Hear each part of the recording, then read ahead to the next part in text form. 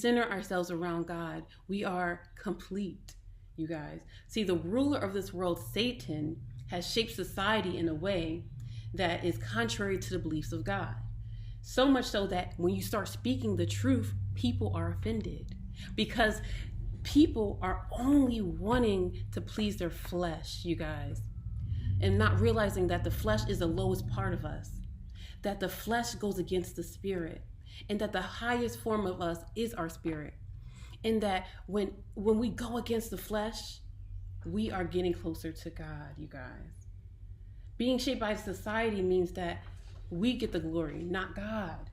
It means that we believe that everything that we have achieved had come with our own merits, not God, and that's false. We start to become ruled by self. Society encourages that we go against we go against the spirit.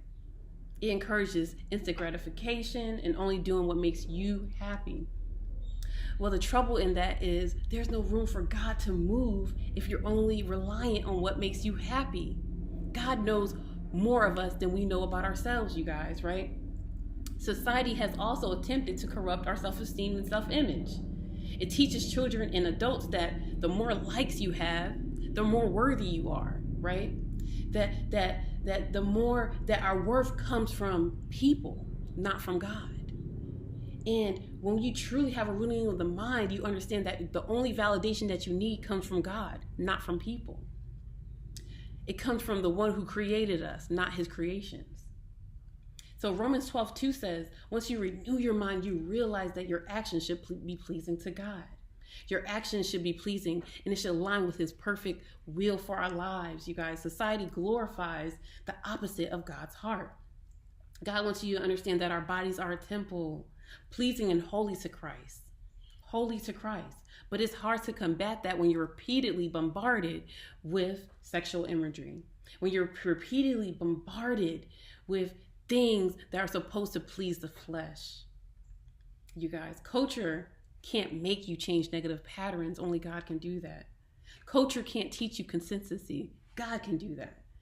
Because in order to truly have a renewing of the mind, God's spirit has to rest on us, not by our own strength, but the strength of our Father.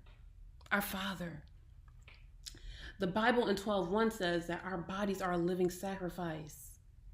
God isn't a God that likes to compete. So he's not willing to compete with our idolatry. He's not willing to compete with our sexual immorality. He's not willing to compete with our gluttony. He's not willing to compete, you guys, with the things that you put above him, you guys. The things that you think